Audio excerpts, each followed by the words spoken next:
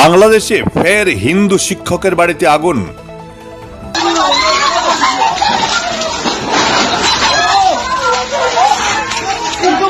বাংলাদেশে থামছেই না হিন্দুদের উপর নির্যাতন। এবার সিলেটের গোয়াইনঘাটে জনপ্রিয় শিক্ষক বীরেন্দ্র কুমার দে ওরফে ঝুনু স্যারের বাড়িতে আগুন লাগিয়ে দিল দুর্বৃত্তরা। দাউ দাউ করে জ্বলে ওঠা আগুনের লেলিহান শিখা আর পরিবারের আর্তনাদে থমথমে পুরো এলাকা। সোশ্যাল মিডিয়ায় ছড়িয়ে পড়া ওই ভিডিওতে দেখা যাচ্ছে প্রাণ বাঁচাতে বাড়ি থেকে হন্তদন্ত হয়ে বেরিয়ে আসছেন পরিবারের সদস্যরা।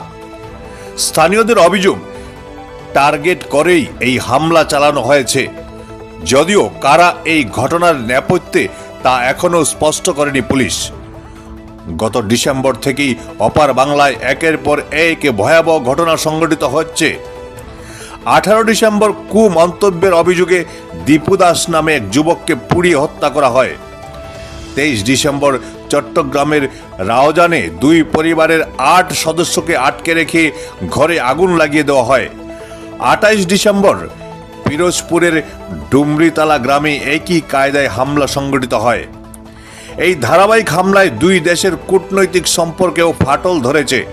নয়াদিল্লি স্পষ্ট ভাষায় এই অত্যাচারের প্রতিবাদ জানালেও ইউনিস সরকারের দাবি এসবই অপপ্রচার। কিন্তু প্রশ্ন উঠেছে, যদি সবই অপপ্রচার হয় তবে ঝুনু স্যারদের মতো অসহায় মানুষের ঘর পুড়ছে কেন?